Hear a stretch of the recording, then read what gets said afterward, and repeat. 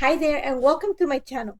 Today's project is part of the Altenew July 2019 blog hop as they are releasing a new set of stamps, dies, and stencils and the new stamping mat. And you want to get this mat. We're going to talk about it in a bit. What I'm going to show you is a project that I created using the Graphic Brushstrokes stamp set. And this one is actually one that I love because it has a flair to mixed media, which is something really dear to my heart, and I love it. You guys know that. So what I'm going to do is I'm going to use it to create a layout, but I want to talk to you before I show you what I did about the stamping mat. And honestly, the stamping mat is amazing. One, it sticks to the table because it doesn't move, so it's super easy to stamp on it. It's easy to you're gonna see nothing. It might stain with some of the mediums, but it's not gonna destroy your project. You can clean it super easy. You can emboss on it. It's amazing, honestly, beautiful. So what I'm gonna do, you're gonna see, I'm gonna work with it. I am gonna use the brush stroke, and this one is gonna create an entire background, but I'm choosing to work with just the single stamp. So I'm gonna use a few colors. I went with like kind of primary colors, yellow, blue, and red. And what I'm using is the Golden Sunset mini cube set, the Lapis Lazuli stamp set, ink set, and also I believe is the Rose Petal, which has the coral bliss. So what I'm doing is I'm just, like I said, I'm using the single brush stroke, and I'm gonna stamp with the lightest color tone of yellow in the set. I'm just gonna add a few of the brushstroke images onto a piece of white cardstock, and then I'm going to go ahead and start doing the same with the lightest shade of the red. And it's pretty much a corally tone, kind of pinkish. That's what I picked it. And I'm just going to continue. I'm pretty much going to fill the entire page. You're going to see that I'm going to move it. I'm going to actually, some of the stamps are going to be superimposed, which means they're going to be joined. Some of them are actually going to be off the page. And you're going to see right now, when I stamp off the page on top of this mat, I still have the ink left over on the stamp, so I'm able to use the second part just to create an edge, which is great. Love this mat, honestly, guys. If you can get anything, if you can afford it, it's an investment well worth it. So once I'm done with with the lightest shade, I'm gonna come in with the second shade, the next shade of in this case I think this is chamomile in the yellow, and the next one is coral bliss on the red, and the other one is I think it's blue sky. I'm going with the next shade of yellow just to add a few to deepen the colors, one, and also to add a little bit of contrast. And you're gonna see that slowly you're gonna see how the definition of the brush stroke, it starts showing, and how some of the colors combine. It creates a new color, but it doesn't lose the shape. And that's the beauty of the inks. I love Altenew inks. They're great to stamp. And actually, and you're gonna see in this case, because I'm actually super imposing or joining some of the stamps, it actually creates a nice effect. So once I'm done with everything, I'm gonna make sure that I have a combination of blue and yellows, some of that pink with the blue, some of the pink with the yellow, some of the light blue with the yellow. So I'm just gonna end with my stamp and just fill up some of the spaces. Like I said, I want to make sure that I have a healthy combination of all the colors that I'm using. And once I have that ready, I'm just gonna put it aside for a little bit to set, and then I'm just gonna show you a little bit of how this stamp, it's amazing. And this did take no time to put together, and I'm gonna show you right now. You're gonna see how the mat sticks to the table, and that's one of my favorite things about it. So now that I have my little page already set up, I cut half of it, and what I'm gonna do is I'm gonna actually cut circles out of it, and I'm using the halftone circles. This is the die set, and I just want to cut them in different sizes. I'm gonna go for the smaller sizes because I know I want to use the brush strokes as I want to create the shape with all those different colors, just to create an accent on the background.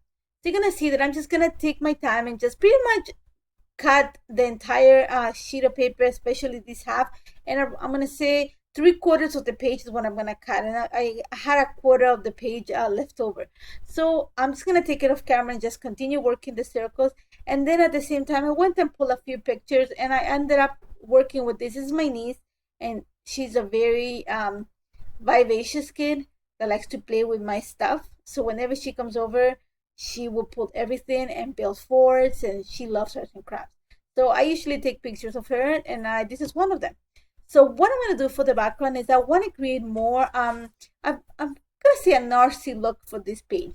So what I'm doing right now is I'm adding a little bit of Vicky Butin art crayon to the background, and I chose black, but you can do this with inks, and this is, I'm using a stencil brush just to add the color, and this is a dry application, so that means that I can work right away with the background. And all I do is with the brush go on a circular motion, pick up the, in this case the pigment that I'm using is art crayon, and then I'm gonna go on a circular motion on the page just to create it. Creates, like, I'm gonna say, kind of an inking effect.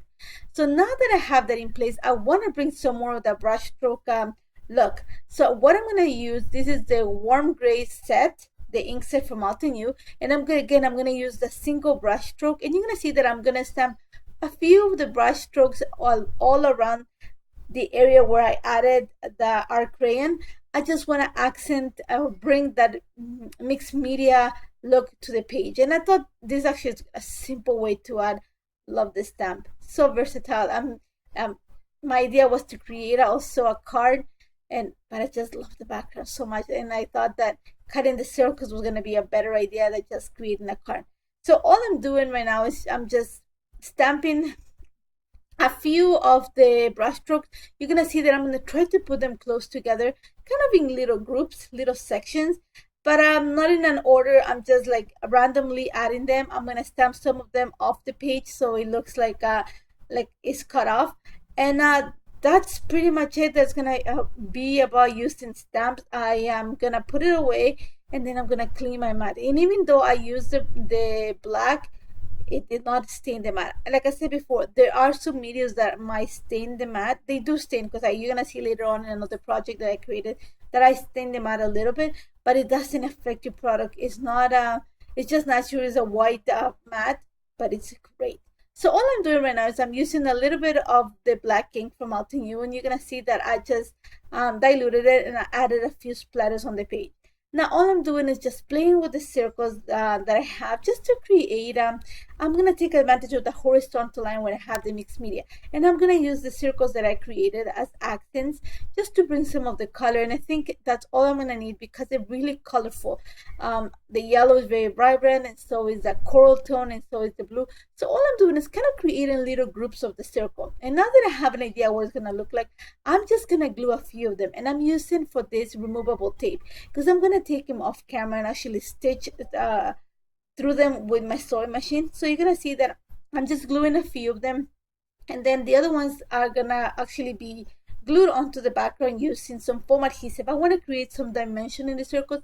I don't want it to be a single flat. So you're gonna see that I'm back right now. I took it off camera. I went to my sewing machine and just stitched some of the circles in different directions.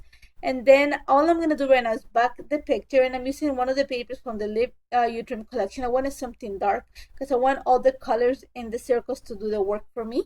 So now that I have that in place, I added a little bit of foam adhesive behind the picture, and I just glue it onto the layer.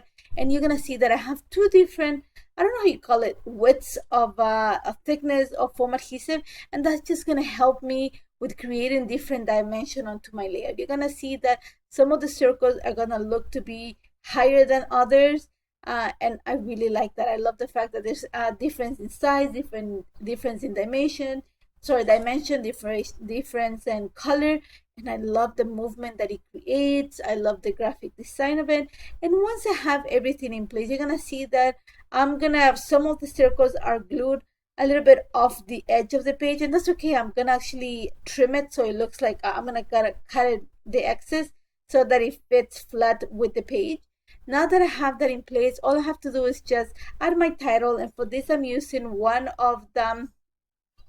These are the ephemera pack from the Live Your Dream collection. There was one that said Colorful Memories, which fits this picture perfectly. After that, I am going to bring the Graphic Brushstrokes sentiments, and there's one that says Let Your Creativity or Trust Your Creativity, and I thought it was just the perfect subtitle for this layout. So I'm using the Black Obsidian ink from Altenew. Again, one of my favorite inks. It's so crisp and so easy to use and so easy to clean. It's super easy to clean. You just need a damp cloth, and I use usually my chamois, and everything takes care of it. And all I'm gonna do right now, you're gonna see I'm gonna bring a few pieces of ephemera.